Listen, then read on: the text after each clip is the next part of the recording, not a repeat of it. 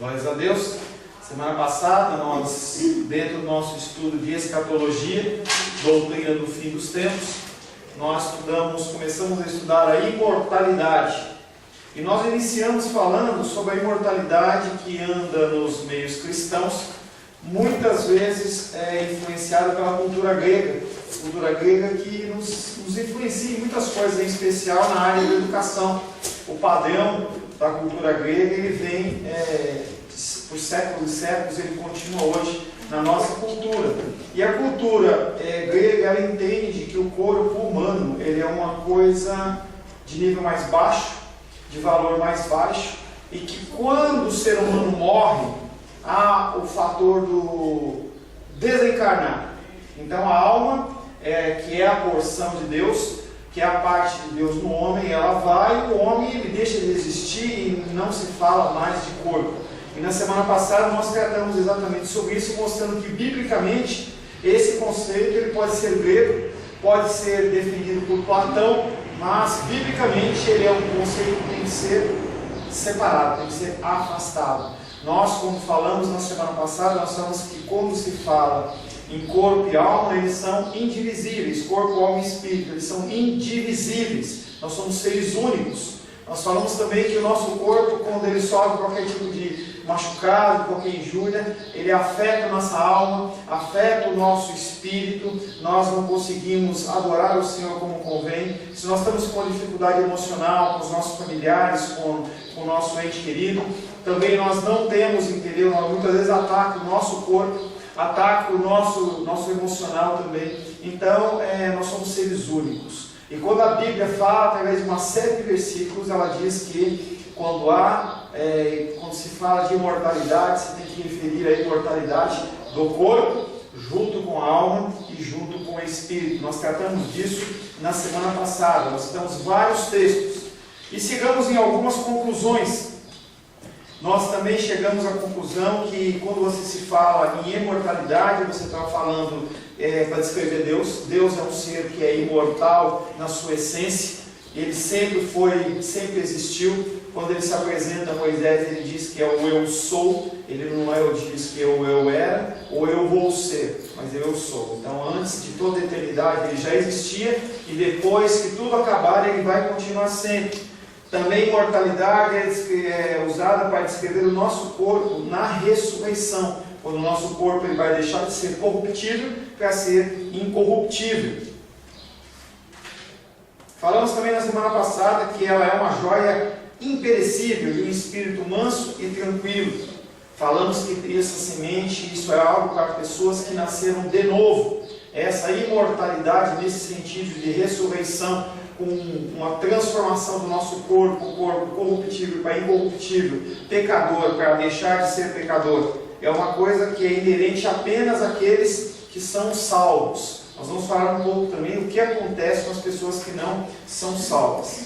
Em caso nenhum da Bíblia, que é a nossa referência, quando você estabelece algum tipo de estudo, a primeira coisa que você tem que identificar é qual é o grau, onde você está buscando os seus recursos. Os nossos recursos, eles são a palavra de Deus. Nós temos usado a palavra de Deus como a nossa referência. Se você quiser usar referências do programa do History Channel, se você quiser usar referências do Discovery Channel ou qualquer outra referência, budismo e qualquer coisa, são coisas que você não tem como comparar com a Bíblia. Por isso que a gente tem falado bastante sobre isso. Não tem como você discutir sobre cristianismo com o budista, com o muçulmano. Eles não acreditam que Jesus Cristo é Deus. Então não há base de comparação. A nossa base de estudo e de comparação é a palavra de Deus. Então dentro da palavra de Deus, a alma, ela não é descrita como algo imortal no sentido de que ela desencarnou e a carne, ela não serve para mais nada. Então dentro da palavra é isso que nós temos como definição. Na filosofia de Platão, relembrando, por exemplo, a alma é considerada indestrutível, porque ela faz parte de uma realidade superior do corpo. Nós já falamos sobre isso. A vida em comunhão com Deus, ela vai continuar a ser desfrutada pelos cristãos. Tá? Então nós temos dois versículos, eu quero convidar você a abrir a Filipenses capítulo 1, verso 21.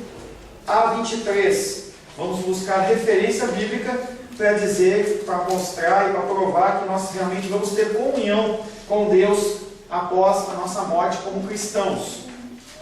Pega uma Bíblia para a Camila, Luiz, por favor, aí. Tá? Filipenses capítulo 1, versos 21, 22 e 23. Quem achou, leia por gentileza. Porquanto, para mim o viver é Cristo e o morrer é lucro. Entretanto, se o viver na carne traz fruto para o meu trabalho, já não sei o que hei de escolher. Ora, de um e outro lado, estou constrangido, tendo o desejo de partir e estar com Cristo, por quem há para mim melhor. Nesse texto de Filipenses, o apóstolo Paulo está falando sobre essa dificuldade. Ele tem um ministério, ele tem algo a cumprir, e ele fala assim: eu não sei se eu vou ou se eu fico. Se eu ficar, eu sei que eu vou falar do amor de Deus, eu vou propagar a palavra do Senhor, mas eu sei também que se eu for, eu vou estar com Cristo. E aí ele está falando exatamente, corroborando aquilo que ele está falando. Vai haver comunhão de nós cristãos com Cristo, com Deus, na eternidade.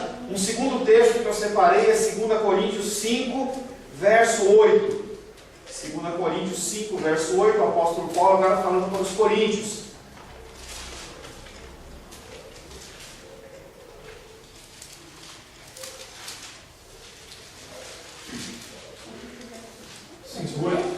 Cinco, 8. Pode. Entretanto, estamos em plena confiança, preferindo deixar o corpo e habitar com o Senhor. E aí o apóstolo Paulo para os coríntios, novamente ele confirma isso. Ele dizendo que está em plena confiança, que depois que ele morrer, ele vai habitar com o Senhor. Um terceiro texto, 2 Pedro 2,9. 2 Pedro, capítulo 2, verso 9.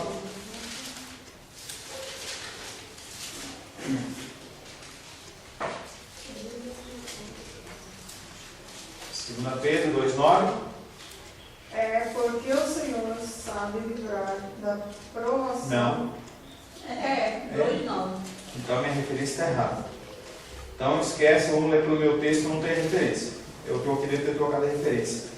Vós, porém, sois raça eleita, sacerdócio real, nação santa, povo de propriedade exclusiva de Deus, a fim de proclamar as virtudes daquele que vos chamou das trevas para a sua maravilhosa luz. Quem é a luz? Jesus. Então ele nos chama para viver, sair das trevas para viver na sua maravilhosa luz. E está falando novamente em comunhão. Primeiro? 2 é 1 Pedro. Peça uma caneta, por gentileza. Pega uma caneta para mim, por favor. Certo? Só para você que é primeiro. Eu coloquei 2 então. E aí fica uma pergunta. Nós estamos falando do que vai acontecer com os cristãos após a morte. E os ímpios? Eles terão vida eterna?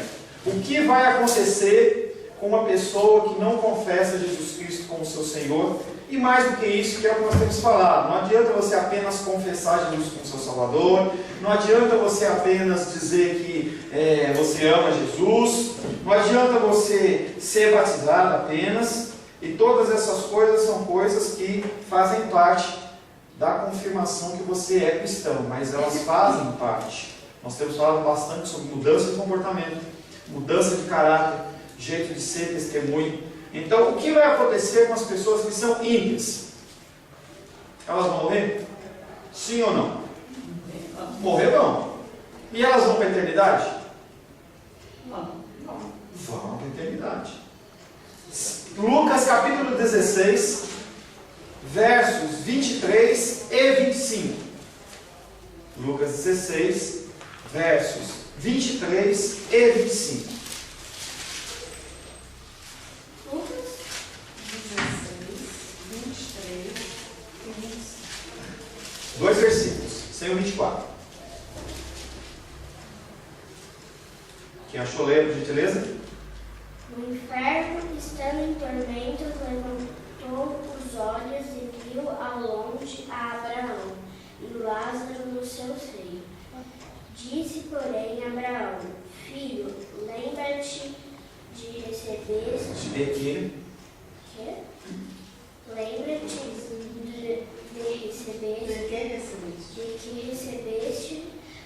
os teus bens em tua vida, e Lázaro igualmente. Os males agora, porém aqui, ele está consolado fulminamente. E aí levanta duas pessoas, a figura desse Lázaro e um rico que não tem nome. São duas pessoas que aparentemente, esse Lázaro foi uma pessoa que foi temente a Deus, mas que padeceu na terra. E esse rico foi uma pessoa que recebeu os bens dele na vida, uma pessoa que tinha posses, que tinha saúde, que tinha, vamos dizer, até uma pseudo-alegria, mas que na hora depois da morte ele passou por um julgamento. Então, não necessariamente todos aqui que são pobres, todos que são pobres são aqueles que vão herdar o reino dos céus, e todos os que são ricos vão para o inferno. Não é uma comparação que você vai fazer como exclusivista. Mas aqui está falando que há separação. Tem uma pessoa que foi temente a Deus e ela estava num lugar, e tem uma pessoa que não era temente a Deus e estava em outro lugar. Então vai ter diferença. E a diferença básica é, no lugar onde há o ímpio, vai haver sofrimento. As Escrituras, portanto, trazem uma nova dimensão para o nosso pensamento acerca da vida futura. O que é importante para elas não é o simples fato de que as almas continuarão a existir e elas vão, tanto ímpios como não ímpios, tanto salvos como não salvos, o espírito dele, o ser dele vai continuar existindo. Mas o que importa aqui é mostrar qual é a qualidade dessa existência. As Escrituras mostram como os homens venham a Cristo a fim de que possam ter vida, e dessa forma possam fugir da ira vindoura. E aí eu lembro daquele fato de João Batista.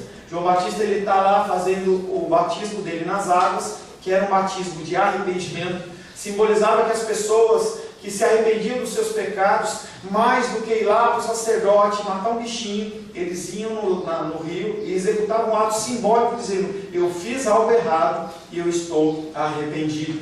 Mas os fariseus, eles começaram a ver esse tipo de procedimento, eles falaram assim: é mais um procedimento que eu vou ter que colocar na minha vida para que eu possa ser salvo. E aí, dentro da fila daquelas pessoas que estavam realmente arrependidas, havia alguns fariseus e alguns escribas. E aí João Batista, quando olha para eles, não sei se vê apenas fisicamente ou se olha no contexto espiritual e consegue ver neles que não há um espírito de arrependimento, ele olha para eles e fala assim: hipócritas, quem ensinou vocês a fugir da ira vindoura? Ou seja, vocês acham que porque vocês estão passando por esse ritual, está tudo certo?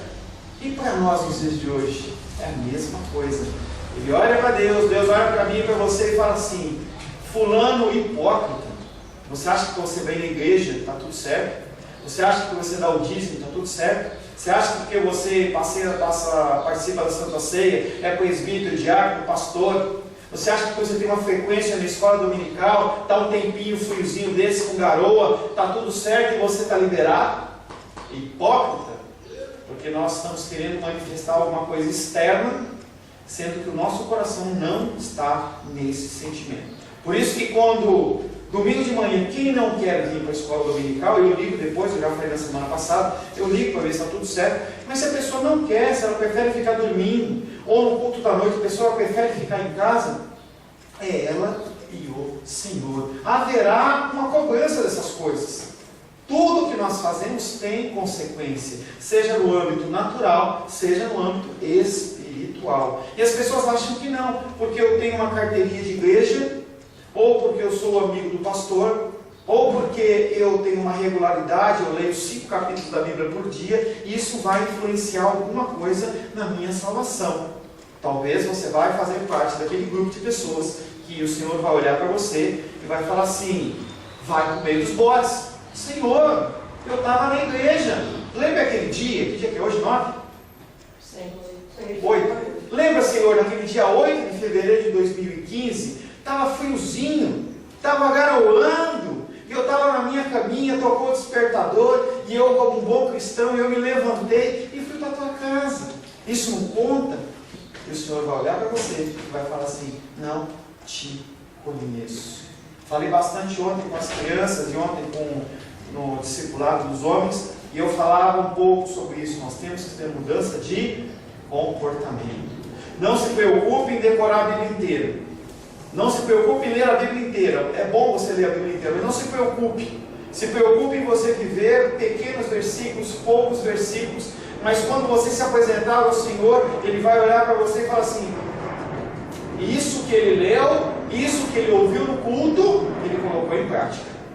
Eu digo para você o que Elias disse para Baal e seus profetas, e para aquele povo de Israel: se você vem à igreja e você não quer transformação, é melhor que você fique em casa. Não há motivo para você vir para a igreja se você ouve as palavras do Senhor e elas entram por um ouvido e saem por outro.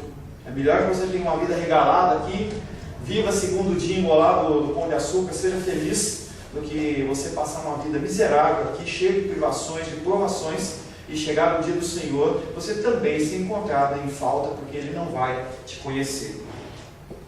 O que é importante não é os fatos de nós continuarmos a existir, porque seja como ímpios, seja como não ímpios, nós vamos continuar a existir. Mas como nós vamos continuar a existir é o que importa. As Escrituras mostram, instam com os homens para que venham a Cristo, convidam os homens para que venham a Cristo, para que possam ter vida. A palavra de Deus, a palavra do Senhor, ela é Jesus Cristo. De Gênesis a Apocalipse, ela é Jesus Cristo, convidando os homens para vir para Ele, convidando os homens para viver como Ele, para estar com Ele, ser transformados por Ele. E é assim que nós temos vindo. Dessa forma, fugir da ira vindoura através da vida. A palavra de Deus profere advertências severas contra qualquer conceito de mortalidade da alma. Não existe isso. Esse conceito que já falamos bastante, esse conceito de que a alma, ela desencarna do corpo e vai embora e o corpo não serve para nada. Deus, quando criou o homem, Ele disse que o que Ele criou, Ele era bom. Deus criou o homem, o ser humano, e disse que era bom. E Ele criou na totalidade. O que Ele vai descartar? Não é como a borboleta que deixa a casquinha para fora. Vai continuar existindo o corpo também.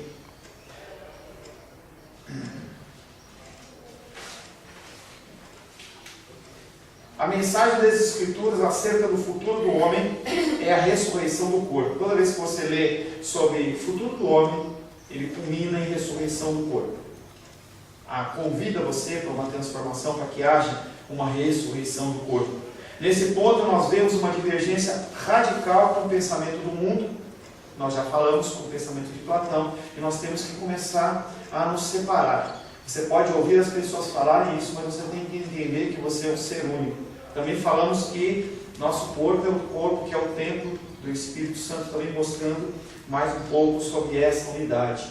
Falando um pouco mais sobre o pensamento grego, eles entendiam que o corpo, a alma, ela estava como que voando, ela buscou alguma coisa para habitar.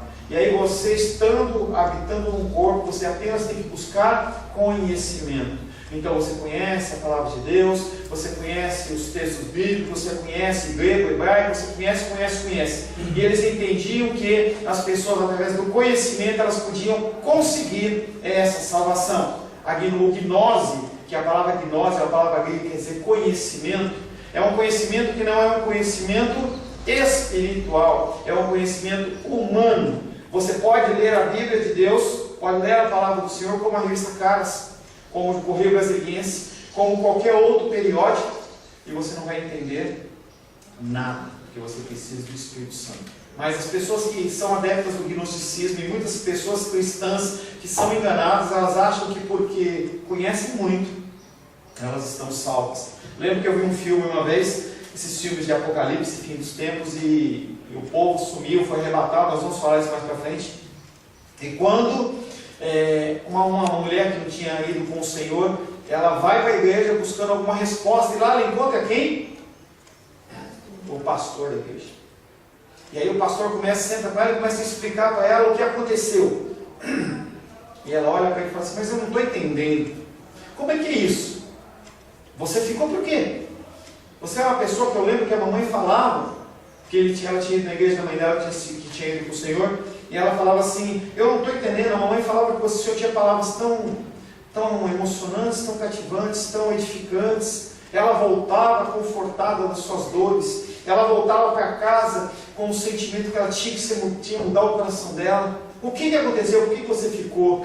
E aí ele olha para aquela moça com tristeza no coração e fala assim: há muito tempo eu já não tinha essa palavra gravada no meu coração. Eu conhecia a palavra, eu tinha um bom discurso, fiz um curso de oratório, eu sabia me impostar, movimentar as mãos, levantar a voz, abaixar a voz, olhar nos olhos das pessoas, levar o constrangimento, mas no meu coração não existia mais essa palavra. Então esse tipo de pensamento em que você conhecer muito, e as pessoas fazem cursos, e eu quero conhecer Deus, é um curso para conhecer Deus, um curso para isso, um curso daquilo, e a campanha do Espírito Santo, a campanha disso, daquilo outro, como se a pessoa fosse engordando, mas na verdade ela está vazia como um balão. Não sei se você já comeu um pastel lá em São Paulo. Pastel em São Paulo, dependendo do lugar que você pegar, você pega aquele pastelzão enorme e você fala assim: esse pastel está recheado. Aí você morde ele, se você não tomar cuidado, aquele bafo quente ele te queima a cara, porque ele só tem vento.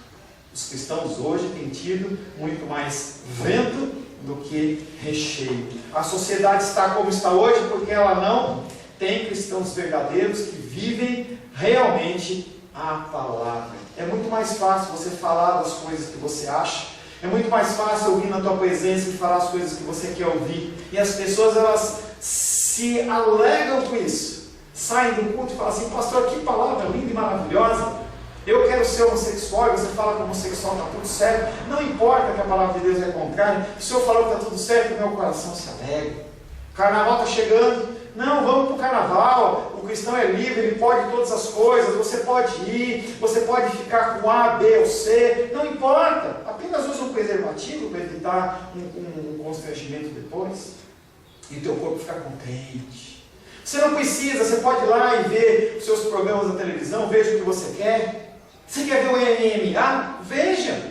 Veja os caras se batendo, né? Porque eu fiz o homem à imagem e semelhança de mim. Eu devo me agradar muito quando vejo um outro homem batendo na cara do outro homem, aquela cara cheia de sangue, totalmente deformada. Eu me alegro como, por exemplo, alguém pega e chuta o joelho do Anderson Silva e aquele joelho está quebrado. Eu fico tão contente, Deus falando. Então vai e assista. Eu me alegro quando você vai ver novela, sabe?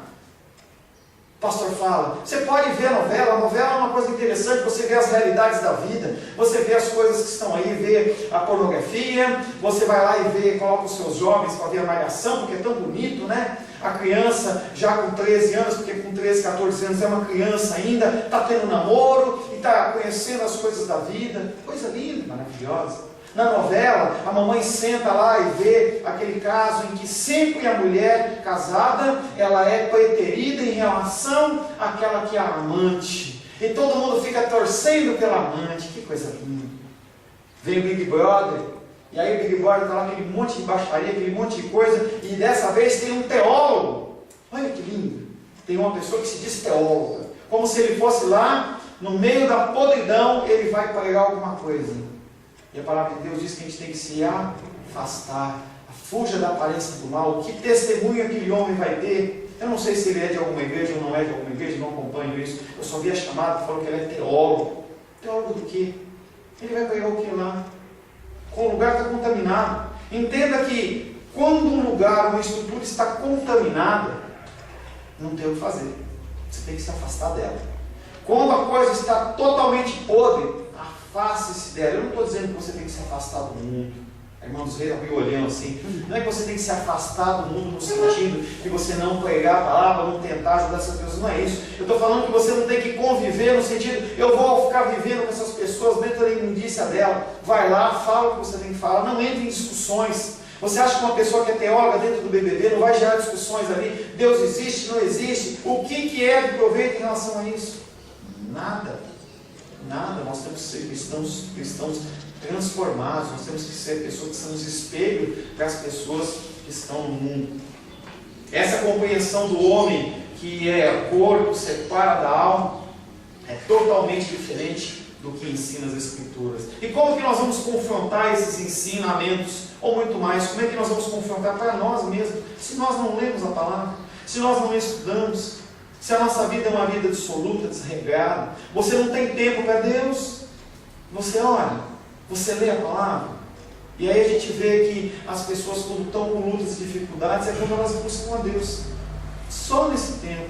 Quando eu estou deprimidinho, quando eu estou com dorzinha, quando eu estou com isso e com aquilo, aí eu busco a Deus. E aí parece que Deus não é o Papai Noel, que está ali para nos dar presentes. Aí você vai de olho nas mãos dele, mas você nunca olha nos seus olhos.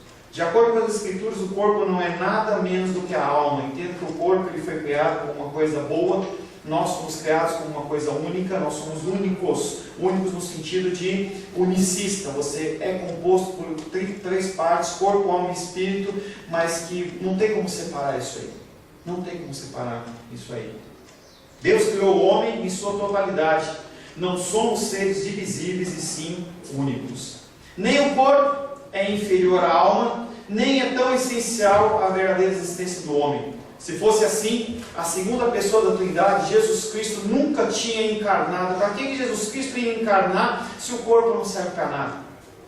Ele ficava pairando, como é uma das outras ensinamentos do gnosticismo. Jesus Cristo ele vem no Espírito e ele anda em cima, ele não toca nem no chão, porque a matéria ela é podre. A matéria ela é imprestável, não é só o corpo que é imprestável, toda a matéria não presta. Esse é o ensinamento que eles têm.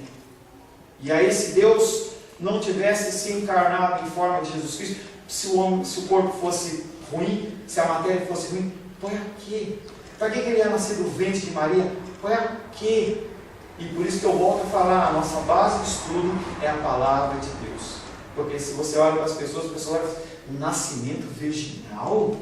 Você está ficando louco? Isso não existe. Eu prefiro acreditar, que eu estava vendo outro dia um documentário do Discovery Channel, que é lá a teoria do Big Bang lá, em que ele falava assim, o nascimento no mundo é uma coincidência de uma série de fatores, e na verdade não é uma série, é bilhões e trilhões de fatores que aconteceram todos no momento certo, na hora certa, na proporção correta, e você não tem como imaginar uma coisa dessa existindo. Eu desafio você a pegar um CD ou uma fita cassete, se você ainda tiver, e deixa ela enterrada por 50 anos. Você vê o que acontece com ela quando você desenterrar? Será que ela se transformou num CD? Será que ela se transformou num CD-ROM? E aí a gente dá risada, mas é isso que eles pensam. Em que uma célula que é única, ela se transforma num organismo complexo como nós, como seres humanos. Em que muitas enfermidades, dificuldades, as pessoas não conseguem corrigir ainda.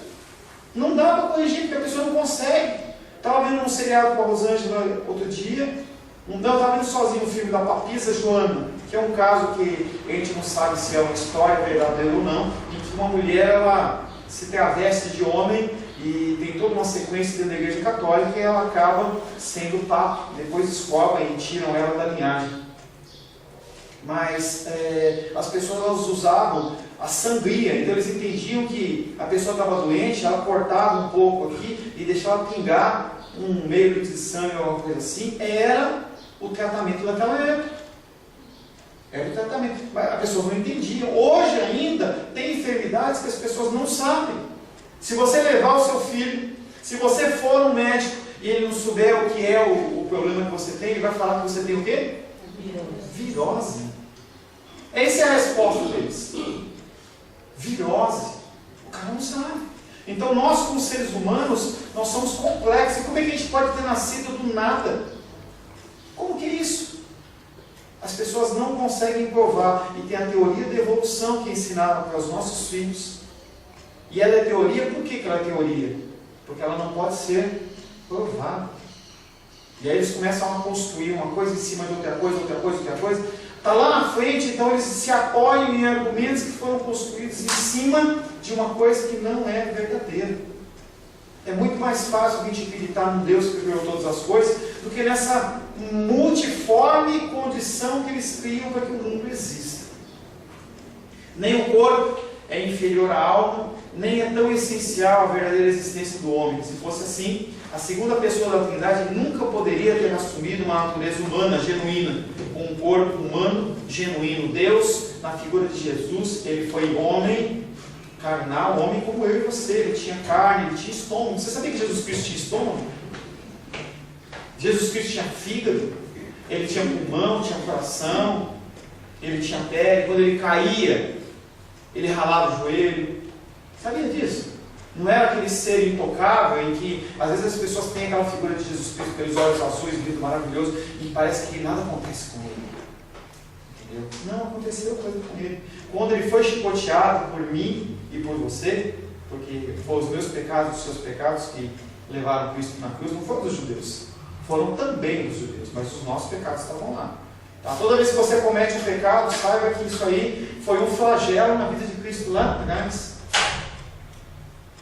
Quando aconteceu isso, Jesus Cristo sentiu dor. Tanto que ele estava na cruz do Calvário, gemendo lá, e ofereceram para ele aquela esponja lá de vinagre. E ele falou assim: não, eu tenho que passar por isso.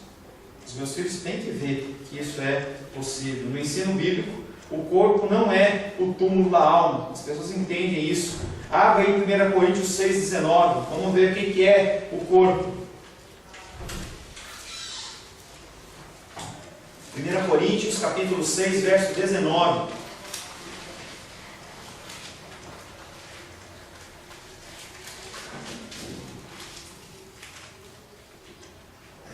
Acaso não sabeis que o vosso corpo é o seu santuário do Espírito Santo, e que ele está em vós, no qual tendes da paz de Deus, e que não achou de vós mesmos?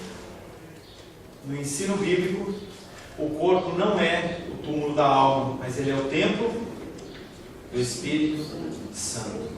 O homem não é completo sem o corpo.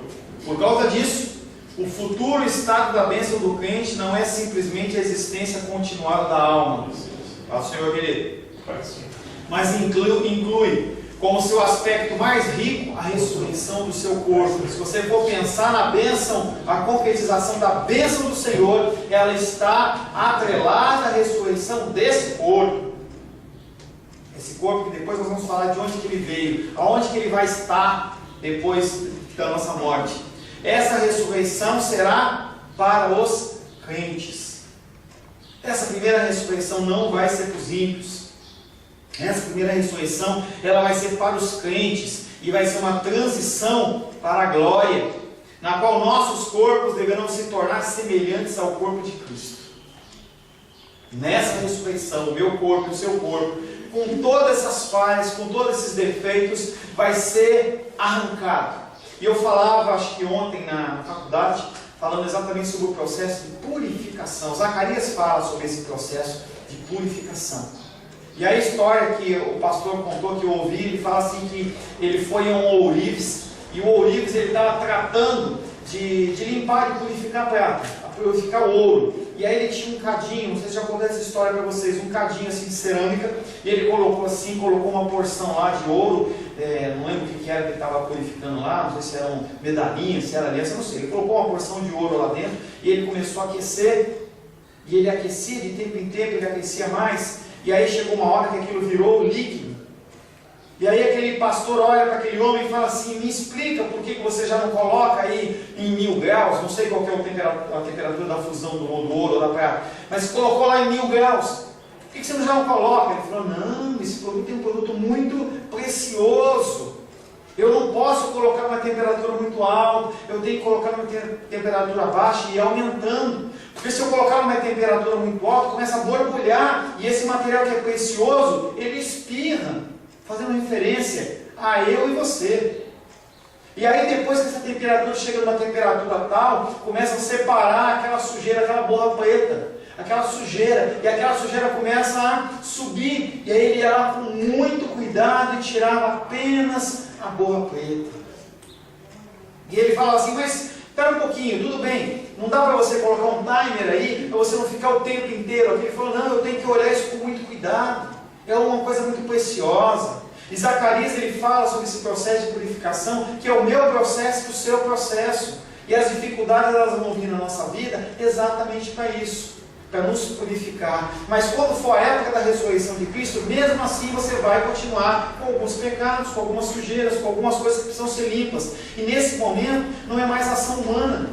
Nesse momento passa a ser uma ação espiritual do Senhor, em que o Senhor ele vai extrair toda e qualquer sujeira. Ele vai sondar o meu coração, no sentido das minhas emoções, sondar a minha mente, e vai tirar tudo que não presta. E quando você estiver com o teu corpo glorificado, com o teu corpo corrigido, o teu corpo incorruptível, seu corpo será semelhante ao do Senhor. Glória a Deus por isso. Essa ressurreição não pode ser para ímpio. Essa ressurreição é para os crentes. E é uma transição para a glória. Nós falamos há 2 domingos atrás que a morte, ela não é nossa inimiga.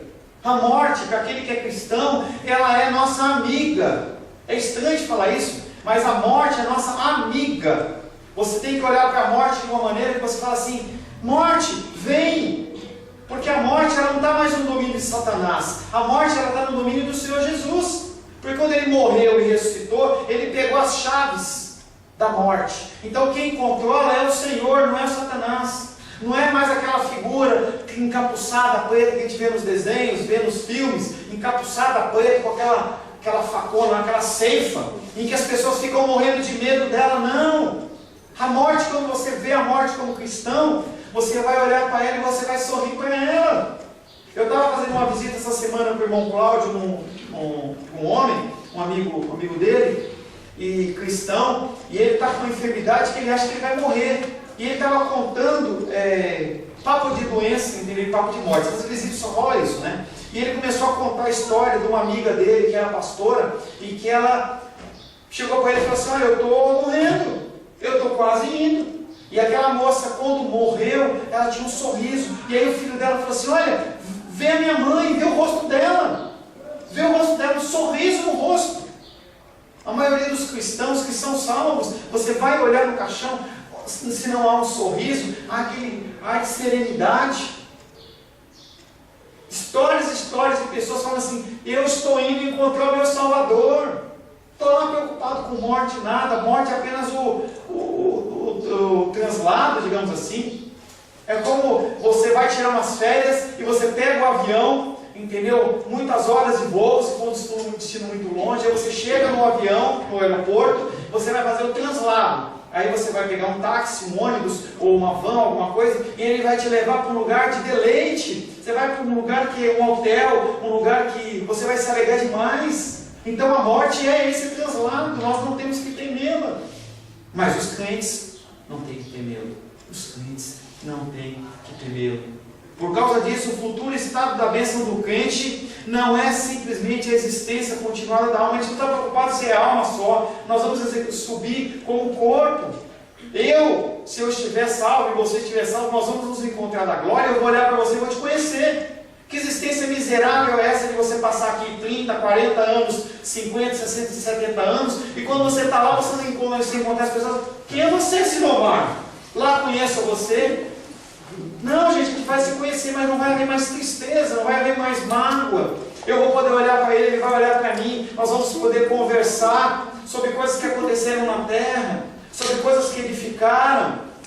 A gente vai poder se encontrar, vou poder encontrar o Sebastião e falar: pô, Sebastião, lembra naquela época que a gente começava a escola dominical, 9h30, e aí estava vaziozinho a igreja, mas quantas vidas foram salvas? Fala, meu amor. Isso no estado intermediário. O que você está falando? Da morte. Não, eu já passei lá para frente, cidade intermediária, nós vamos falar.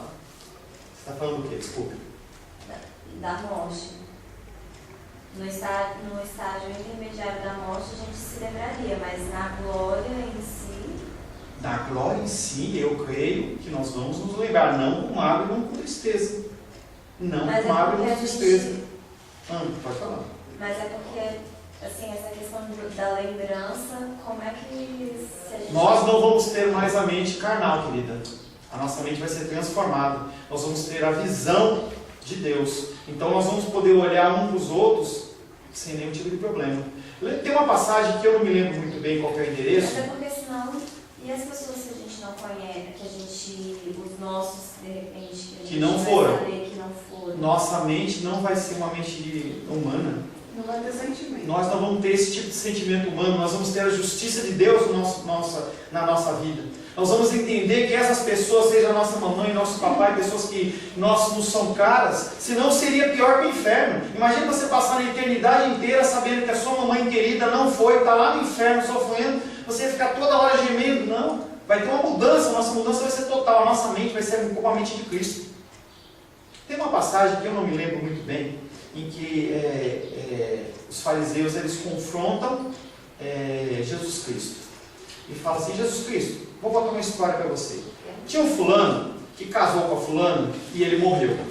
E aí veio um segundo irmão que, pela lei do levirato, que era uma lei em que o filho ele tinha a obrigação de casar com a cunhada, entendeu? Para não deixar ela abandonada, porque a mulher não tinha como trabalhar. Então casou o segundo, morreu, casou o terceiro, casou o quarto, casou o quinto, casou o sexto, casou o sétimo.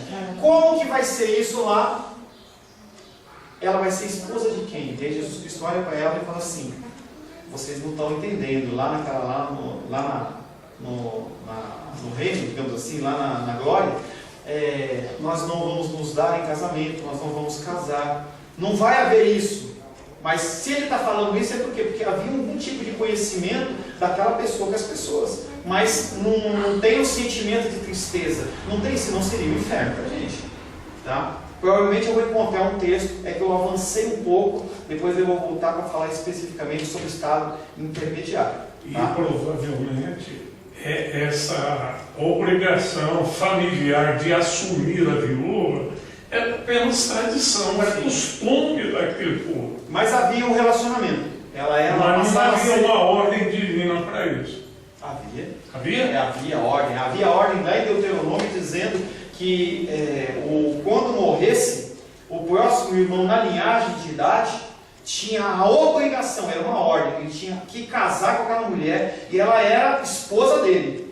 Ele passava a ser esposa dele. Não sei como funcionava em relação a relacionamento, não sei como funcionava, mas ele tinha inclusive a obrigação de gerar um filho para que a linhagem do seu irmão que faleceu tivesse continuidade, entendeu? Então eu não me especializei muito em relação a isso, mas que havia esse agrupamento no sentido de dessa cunhada vir a ser esposa e continuar. Tem até uma passagem lá em Gênesis, se não me engano, em que um filho era muito novo, e aí era Tamar, se não me engano, e aí morreu, e ela foi para a casa dos pais, e o sogro falou assim: vai para a casa dos seus pais, porque o menino é muito novo ainda, ele não pode assumir você como esposo. Eu sei que aquele menino foi indo, chegou uma hora que ele tinha idade já para constituir família, que no conceito judeu, quando o menino faz 13 anos, ele tem o bar mitzvah, e ele é considerado homem, e ele começa a ter uma série de atribuições como homem. Não sei como é essa figura do casamento, mas ele já pode contrair um matrimônio, mesmo que dentro do nosso conceito ocidental seja complicado você imaginar um menino de 15 anos casado com uma pessoa de 30, uma mulher de 30 anos, mas dentro do conceito judeu havia essa tradição. E aí o pai não levou o menino para casar, e passou, e aquela moça ficou sabendo daquilo. E aí ela arma toda uma artimanha para o seu sogro, se veste de prostituta, Tamar, se veste de prostituta, fica lá na beira do caminho. Quando aquele homem passa, porque acho que morreu a sua esposa, ela se oferece para ele, e ele não tem dinheiro, e ele fala assim: não, eu mando alguém para te pagar. Ele falou: não. Ela falou: não, me dá para mim algum comprovante, me manda o teu selo, um anel, me dá o teu bordão, me dá alguma coisa. E ele pega e dá. E aí essa mulher fica grávida dele. E aí os caras vão lá e falam assim: olha, a tua cunhada, a tua nora, ela está grávida, traz ela para fora, vamos apedrejar. Leva ela lá e fala assim, ele pergunta: quem que foi que teve relação com você? E aí ela vai lá e apresenta: olha, quem teve relação comigo é isso aqui, ó. Quem tem ele é dono dessas coisas. Quando ele olha os instrumentos, as coisas que ele fala assim: eram meus. Ele fala assim: você é muito mais justo que eu. Então havia a obrigação, sim, legal de ter esse tipo de união. Vamos dar continuidade, depois eu procuro um versículo para comprovar isso que eu estou falando, tá, Carol? O homem não é completo sem o corpo. Por causa disso, o futuro estado da bênção do crente não é simplesmente a existência continuada da sua alma, mas inclui como seu aspecto mais rico a ressurreição do seu corpo. Essa ressurreição será apenas para os crentes. Esse tipo de ressurreição. Filipenses capítulo 3, versos 20 e 21. Filipenses capítulo 3, verso 20 e 21.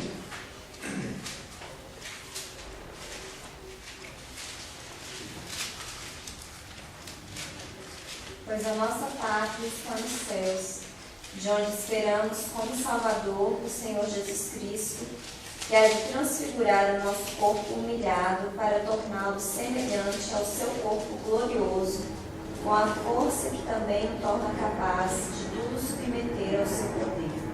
Na minha versão, pois a nossa pátria está nos céus. A minha pátria não é aqui, a sua pátria, a sua terra, o seu lugar de moradia não é aqui. Nós estamos aqui como como é que fala? Hóspedes, você fala que passageiro, nós somos peregrinos. Obrigado, melhor. Peregrinos, nós estamos peregrinos, mas eu gostei do hóspede também. Você está como hóspede, você vai como um hotel, você paga a sua diária, você tem um tempo ali, mas não é a tua casa. Às vezes as pessoas viajam, tem um tempo de férias, e naquele lugar você é um hóspede. Então você está ali, contribui, você tem uma vida social aqui, a sociedade diz que nós temos que nascer, nós temos que estudar, nós temos que, se for o caso, casar, entendeu? Ter filhos, e aí você morre. Você tem toda uma contribuição social, nós estamos à beira do imposto de renda. Como função social, nós vamos ter que declarar um imposto de renda. Então tem uma série de coisas. Então nós, como hóspedes, nós cumprimos a legislação deste lugar, mas nós não somos deste lugar. A nossa pátria está nos céus. E aí os céus que está falando, não é que a gente vai viver lá voando com asinha, entendeu? Não é isso, gente. Quando fala céus, está falando do reino dos céus. Porque na verdade, depois nós vamos ver mais para o futuro. Nós vamos inclusive voltar com o Senhor para a terra, para reinar aqui. Nós vamos reinar aqui nessa terra, uma terra que também vai ser transformada. 1 Pedro diz que vai ser transformada pelo fogo. Nós já falamos um pouco sobre isso lá nos primeiros vídeos que nós gravamos. Tá? Então a terra vai ser transformada. Tudo que Deus fez que era bom, vai retornar ao seu estado original. E agora de uma maneira perfeita. Nossa pátria está nos céus, de onde também aguardamos o Salvador, o Senhor Jesus Cristo, o qual transformará o nosso corpo de humilhação para ser igual ao corpo da sua glória. Ele não está falando do corpo físico de Jesus. Nós vamos ter o corpo de Cristo verdadeiramente. Nós vamos ter a mente de Cristo. Nós vamos poder entender as coisas, questionamentos que eu mesmo tenho, que você deve ter, que você olha e fala assim: aonde está Deus nessa situação? Porque tem coisas que acontecem realmente no dia a dia que são complicadas de a gente entender. E aí você, com a mente de Cristo, você vai entender qual era o propósito de Deus naquilo. Qual era o propósito de Deus em você passar por aquele sofrimento, ou de haver uma permissão do tsunami, ou haver uma permissão lá do holocausto judeu. Qual é essas coisas que a gente olha como aberração? Qual era o propósito? Com a mente de Cristo, nós vamos conseguir entender. Aguardamos o Salvador, o Senhor Jesus Cristo, o qual transformará o nosso corpo de humilhação para ser igual ao seu corpo da sua glória, segundo a eficácia do poder que ele tem de até subordinar a si todas as coisas. Todas as coisas são para ele, por ele e para ele. Tudo está subordinado a ele. Principados e potestades. As pessoas acham que tem essa guerra entre o bem e o mal, em que Satanás está guerreando com Deus. Não tem isso, gente. Deus, ele subordina Cristo, está tudo debaixo do estrado onde Cristo pisa.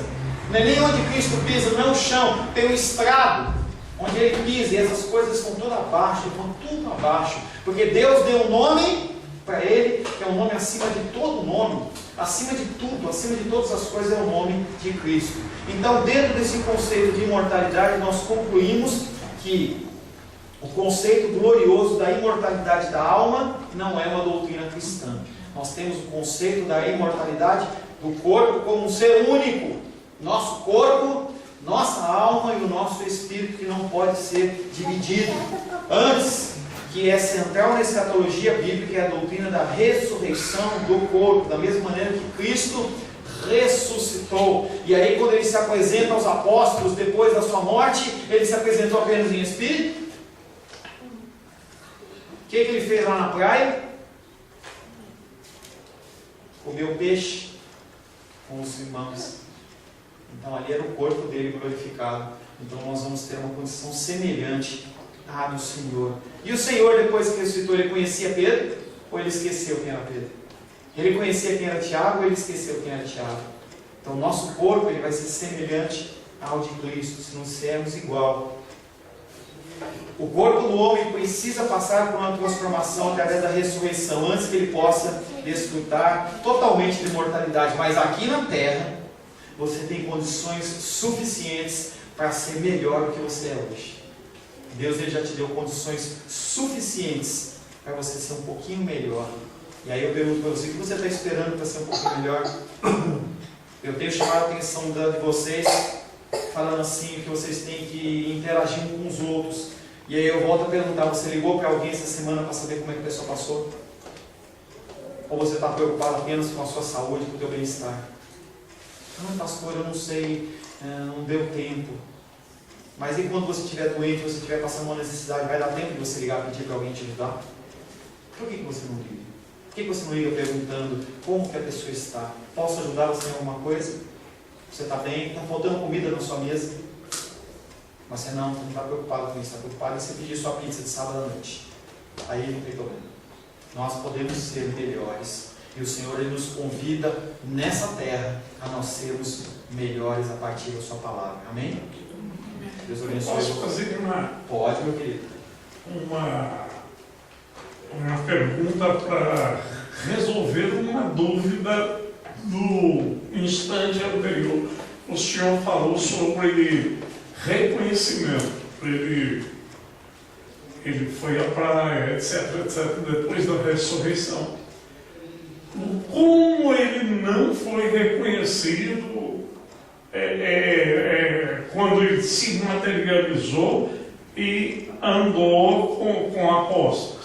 Tem vários motivos aí que podem ser. E aí eu não tenho a clareza, porque a Bíblia não nos dá essa clareza. Sim. E a gente pode levantar algumas possibilidades. Primeiro, pode ser uma coisa que eles não esperavam. Apesar de Cristo falar para eles tudo aquilo, entendeu? Que iria acontecer, eles não acreditavam. Apesar de eles estarem em oração, eles não acreditavam. E quando Cristo aparece, porque Cristo não é aquela figura em que as pessoas olham no sentido católico, que ela tem olho azul, a pele dele é uma pele clara, cabelo cacheado, roupinha lindinha, aquela roupa diferente, todo mundo está de branco, aquela veste branca, e ele está com a veste azul clara. Não, ele era igual. Na subida do Monte das Oliveiras, quando os soldados vão buscá-lo, por que Judas foi identificar Jesus? Porque ele era igual.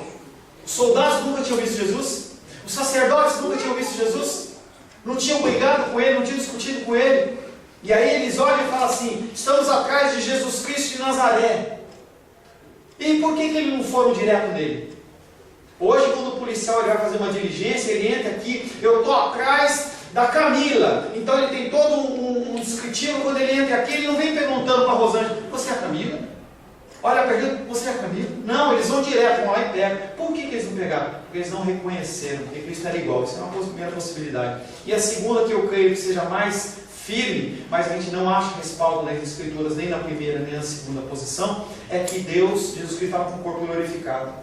Ele havia alguma coisa nele diferente, entendeu? Havia sim a marca dos cravos, porque depois ele se apresenta a Tomé, que duvida, entre aspas, porque podia estar querendo simplesmente uma comprovação, não querendo aceitar qualquer Cristo, porque tem aquela palavra que diz que haverão falsos cristos, ele pode ter ficado com o pé atrás, então não vamos julgar Tomé.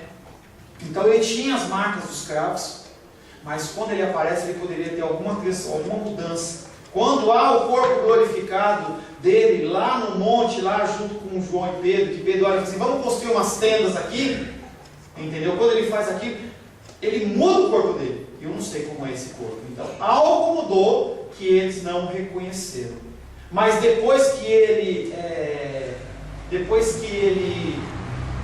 eles reconheceram, eles interagiram com ele na boa.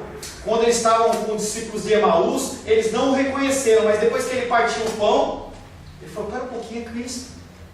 E aquilo ardia no coração deles, entendeu? Então, há algo diferente. Amém?